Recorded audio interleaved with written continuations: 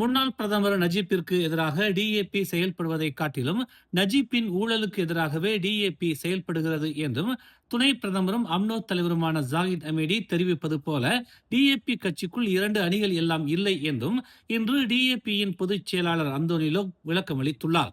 டிஏபியின் தலைமை நஜீப்பின் விவகாரத்தில் அரசாங்கத்திற்கும் ஒற்றுமை கூட்டணிக்கும் எதிராக செயல்படாது என்றாலும் டிஏபியில் இருக்கும் பி டீம் நஜீப்பை எதிர்ப்பதாக ஜாகித் ஹமீடி அம்னோ மாநாட்டில் தெரிவித்திருந்தார். இது குறித்து தாம் ஜாகித் ஹமீடியிடம் எந்த ஒரு கருத்தையும் தெரிவிக்கவில்லை என்றாலும் டிஏபி என்றுமே ஒரே அணியாக மட்டுமே இருக்கும் என்பதை தாம் தெளிவுபடுத்திக் கொள்ள விரும்புவதாக அவர் கூறினார். தலைமையுடன் ஒத்துப்போகாத டிஏபி கட்சியினர் என யாரும் இல்லை என்றும் எல்லோரும் ஒரே அணியாகவே வலுவாகவே இருக்கிறோம் என்றும் அவர் கூறினார்.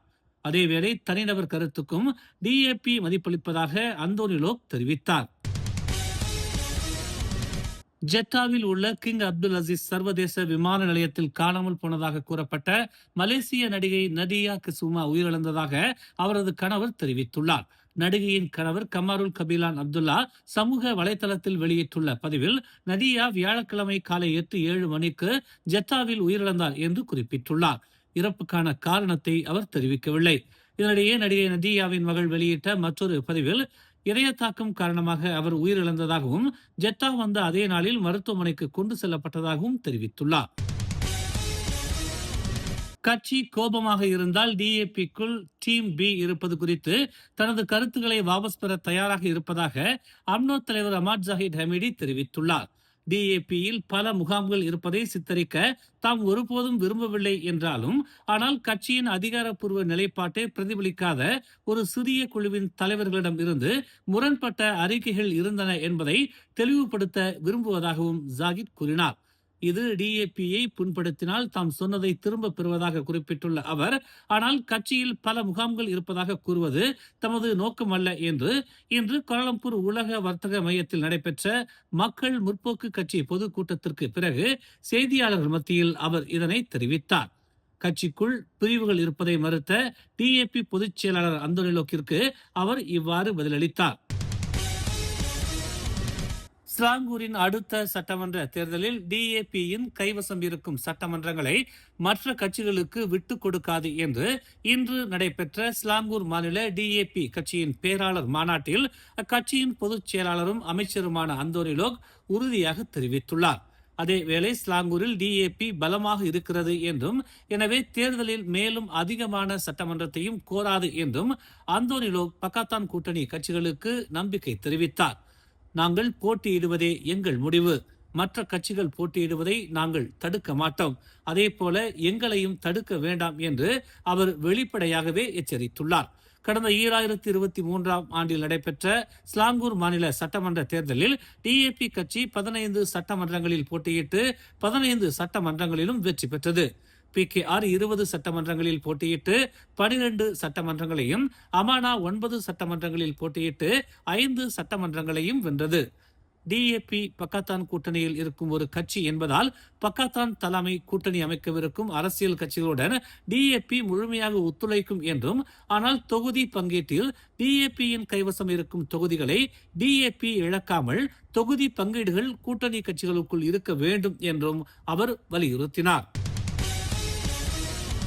தலைநகரில் சட்டவிரோத வெளிநாட்டு தொழிலாளர்களின் நடமாட்டத்தை கட்டுப்படுத்தும் நடவடிக்கையின் போது 217 வெளிநாட்டினர் கைது செய்யப்பட்டுள்ளனர்.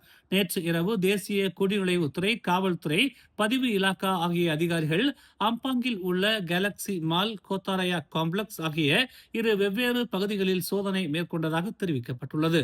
கோத்தாரயா வணிக வளாகத்தில் 652 வெளிநாட்டினரும் 224 உள்ளூர்வாசிகளையும் சோதனையிட்டதாகவும், அம்பாங் கேலக்சி வணிக வளாகத்தில் 394 வெளிநாட்டினரையும் 260 உள்ளூர்வாசிகளையும் என மொத்தம் 1530 பேரிடம் சோதனை நடவடிக்கை மேற்கொள்ளப்பட்டதாகவும் தேசிய குடிநுழைவுத்துறை தெரிவித்துள்ளது.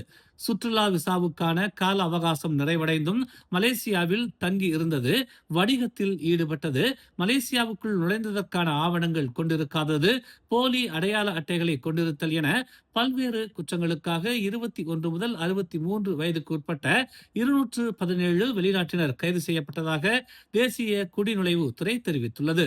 கைது செய்யப்பட்ட வெளிநாட்டினர் Myanmar, Philippines, Indonesia, India, Nepal, Bangladesh, Pakistan, Nigeria மற்றும் ஜெர்மனி ஆகிய நாடுகளைச் சேர்ந்தவர்கள் என முதற்கட்ட விசாரணையில் தெரிய வந்துள்ள நிலையில் மேலதிக நடவடிக்கைகளுக்காக அவர்கள் தடுத்து வைக்கப்பட்டிருப்பதாகவும் குடிநுழைவுத்துறை தெரிவித்துள்ளது.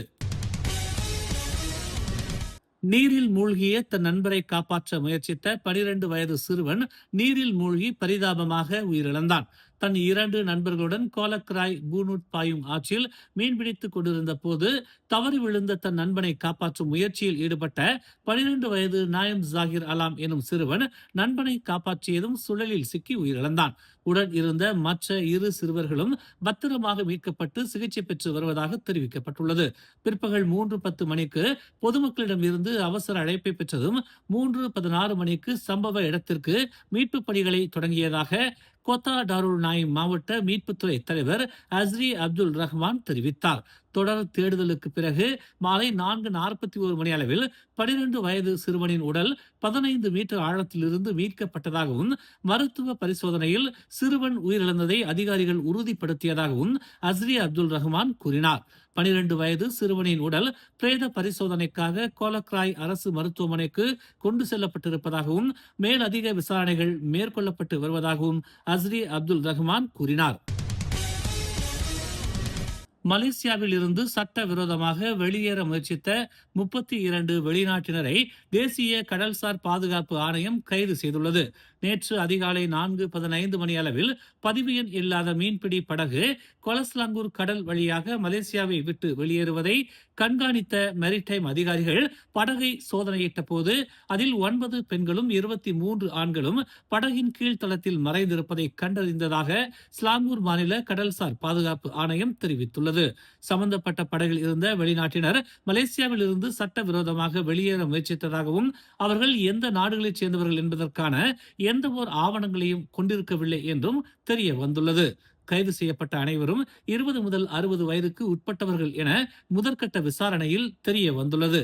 படகில் இருந்த 23 வெளிநாட்டினரும் 2 மலேசியர்களும் விசாரணைக்காக தடுத்து வைக்கப்பட்டிருப்பதாக தெரிவிக்கப்பட்டுள்ளது. நம் தலைவிதியை மாற்ற முடியாது என்றாலும் நம் குழந்தைகளின் தலைவிதியை மாற்றுவதற்கு ஒரே வழி அவர்களுக்கு முழுமையாக கல்வியை வழங்குவது என்று மனிதவள அமைச்சர் டதஸ்ரீ ரமணன் தெரிவித்துள்ளார். நேற்று தனது சுங்கைபுலோ நாடாளுமன்றத்தில் உள்ள 1000 மாணவர்களுக்கு 150 ரிங்கிட் ரொக்க நன்கொடையும் 250 மாணவர்களுக்கு கூடுதலாக பள்ளி பொருட்களையும் அவர் வழங்கிய போது இதனை தெரிவித்தார். இந்த உதவி பெற்றோர்களின் சுமையை ஓரளவிற்கு குறைக்கும் என்று தாம் நம்புவதாக அவர் கூறினார். பிரதமர் அன்வாரின் தலைமையிலான மடானி அரசு நம் குழந்தைகளுக்கு சிறந்த கல்வியை வழங்க வேண்டும் என்பதில் உறுதியாக இருக்கிறது என்று அவர் குறிப்பிட்டார்.